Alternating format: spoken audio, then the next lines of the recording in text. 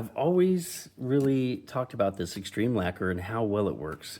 But you can see at Hobby Lobby, it's $8.29 a can for this little 3-ounce can. So runs pretty spendy, but it works amazing.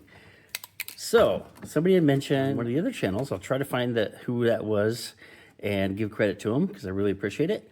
This is also at Hobby Lobby, but you have to go down about 3 aisles to the right if your store is laid out same. I believe they're all laid out the same. And this is Gloss Acrylic Spray Paint from IronLak. So I wanted to give this a shot. We do it on this Dodge here. This has been, it was kind of a messed up paint job because I'm trying to learn how to use the airbrush. And yeah, it's definitely a learning curve. And so this has one very, very light coat of Cretex colors on it. And I don't think it shouldn't affect it at all, but we'll see. If it does, I'll just strip it and try again. So what I'm using is this green color. I figured that'd be perfect for this Dodge. Real Sublime. Okay, so we'll see. First, I'm gonna shake it up. Oh, I should mention the weather today is about 75, sunny, so pretty nice outside. Nice and warm in the shop. I've got excellent conditions for painting. All right, so I've got it shaken up real well. Let's give it our first coat. I'm just gonna go really light. Oh, damn. Well, first thing I notice is it comes out really heavy. I did not expect it. Let me get back a lot farther.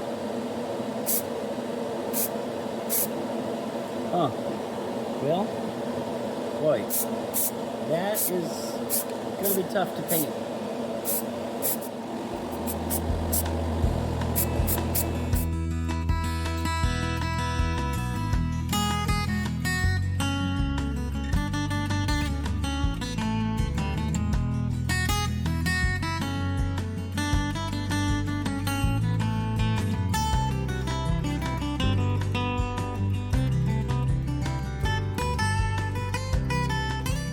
Well, I can tell you right now, I'm not quite crazy about it.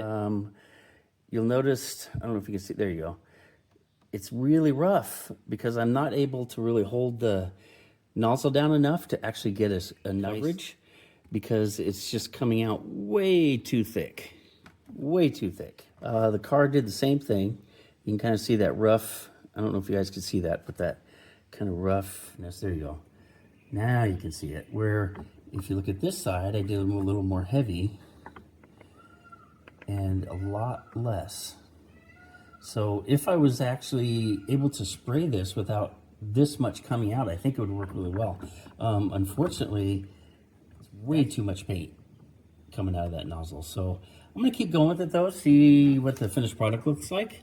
I'm gonna let this dry a while, and about 15 minutes, come back, give it another coat. I think I'm gonna go a little farther back this time, and I'll probably have the camera, I'll have to move the camera back a little bit because I don't want to spray my phone.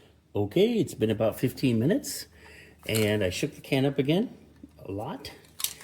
And this time, I'm gonna spray from farther back. Wish me luck.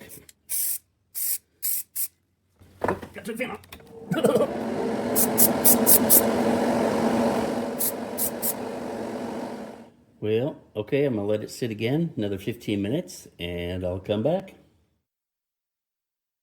Not that much better. It actually kind of did it again.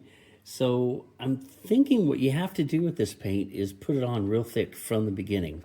Otherwise, light coats are just not gonna work with it. Because you can see how rough it is. But I'm gonna try one more coat and we'll see how it goes. Now, if you look at the hood, it looks great because I got it really thick on there. In fact, too thick. So, but I could do that with enamel. I could put it on really thick and it'll look good too. So, oh gosh, so far I'm just, I can't recommend this paint.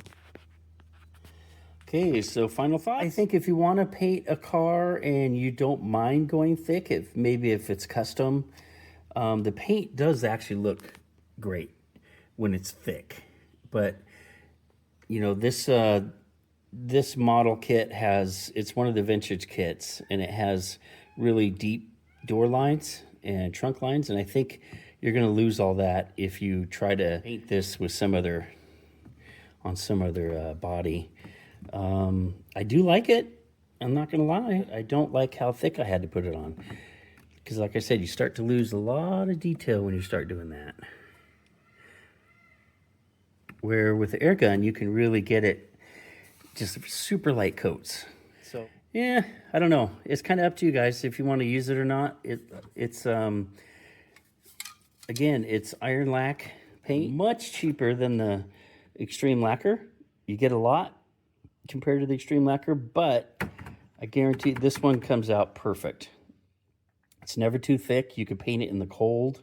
You can paint it in the hot. It doesn't matter. It still comes out looking wonderful.